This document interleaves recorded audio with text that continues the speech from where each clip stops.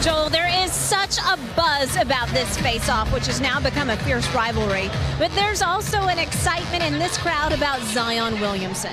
It's been a hard balance because I am 19 and I do just want to get back out there. But from a professional standpoint, I do have to look at longevity. Zion was back to light dunking in practice today, which is awesome to see. Now, there's no specific date on the calendar circled yet for his return. He does need to pass several benchmark assessments before he's ready for game time action. But Joel, you can tell his debut is coming sooner rather than later, and it is an infectious excitement from the fans to the team. So it looks like it's officially time. We've seen Zion Williamson train and throw down some incredible dunks, and of course there's still room for him to lose weight, learn how to walk a bit better, because all of that is going to make him a great player and prevent him from getting future injuries. But in saying that, he's about to make his return. He's actually going to play this season, which many people actually believed it wouldn't ever happen. Because like Ben Simmons, Blake Griffin, a lot of other guys, they missed their opening rookie season so they can get healthy for the next season and dominate. Zion Williamson, he's breaking that. Most teams would sit him out for the remainder of the season and get his body right, but not the Pelicans. And as an NBA fan, I'm ecstatic about that. But I'm also very cautious. I don't want Zion Williamson to return when he's not 100% ready. Of course the Pelicans will make him 100% ready, but at times players come back ready just because they're so anxious and so determined to get back to the court. Zion's the first overall pick. There's as much pressure on him to enter the league as there has been for any other player ever. He's the guy that's the number one pick, the most hyped up prospect since 2003. Yet, he's coming off a meniscus tear, he's coming off a lot of weight, and he's coming into the NBA against grown men. Will he be ready? And what can we expect from Zion Williamson in his opening and rookie season? If you enjoy these types of videos, I'd greatly appreciate if you guys could leave a like to support the channel. Let's see if we reach 1,000 likes for the next video. If you're new around here, why not hit that subscribe button for NBA content every single week and hit the notification button so you never miss an upload. Thanks for all the support, I really appreciate it, and let's get into the video. What can we expect from Zion Williamson? Well, to start off with, we saw Zion Williamson put in work before tip-off of the Los Angeles Lakers game. It was the Pelicans versus Lakers, and Zion Williamson was practicing before the game, and he looked like a high-flying beast that we've missed since the start of the year.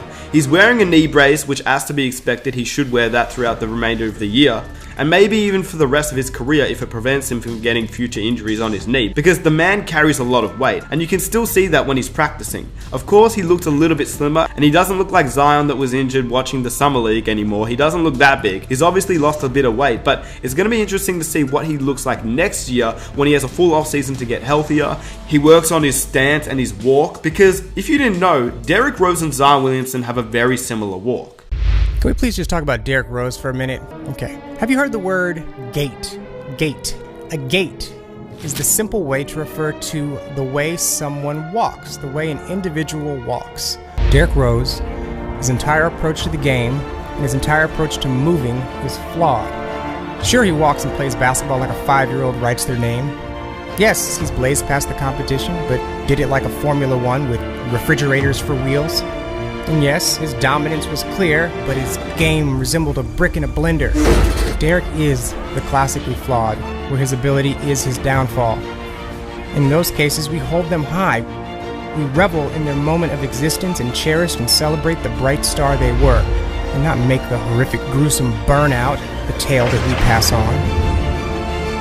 Derrick Rose is not a what if. He's not a what if story. He's a what the f story.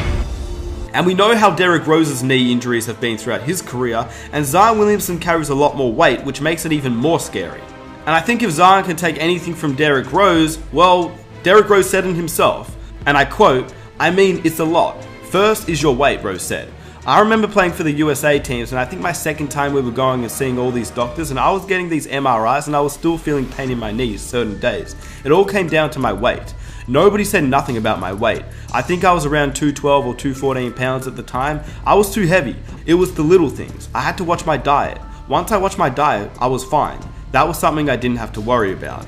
But obviously, yeah, Zion Williamson, he knows this. Everybody and their mum has told him he needs to lose weight. That isn't something new. But what is new is the way that Zion Williamson walks, and that's something that the Pelicans have tried to adjust. The Pelicans are now looking at ways in which they can fix Zion Williamson's walking technique. And there's a great video and channel called Brian Sutterer, and he's a doctor who specializes in sports injuries, and he talks about how Zion Williamson and other NBA players can learn how to walk and get back from their injuries. So if you want to watch a full in-depth video, I'll leave a link to his channel in the description. But basically, they're looking to improve Zion Williamson's kinetic chain, which I'm going to let Brian explain briefly.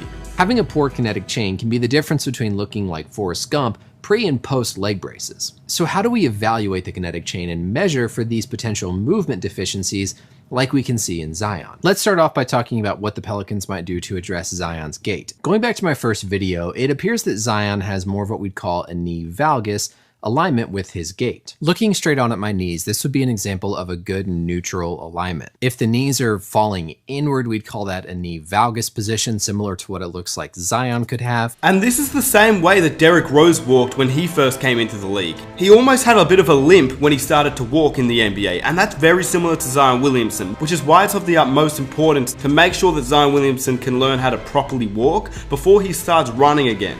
Which is what scares me, but at the same time, I really want to see him play. I just hope he's able to say when he's ready or not. But from all the news and speculation, it seems that we're sooner than later. Zion went through his full practice with the Pelicans on Thursday morning, and the organization is hopeful that he will make his professional debut during the month of January. It's also stated that Zion won't be playing against the Lakers, who they just played, and then the Kings, but according to Alvin Gentry, his return could come just after that. So what can we really expect on Zion Williamson? I obviously believe he'll be on a minutes restriction for the remainder of the year. I do believe he'll start. He won't be like Michael Porter Jr., who basically got no minutes, but obviously has talent, which that's another video in itself. But Zion Williamson will get the minutes. He will be on a minutes restriction, and I do believe he will start, but I don't think he's going to turn the Pelicans around. They're currently 11-23, and they're well outside the playoff picture. He's not going to make them a playoff team. But what he will do is give the Pelicans some hope.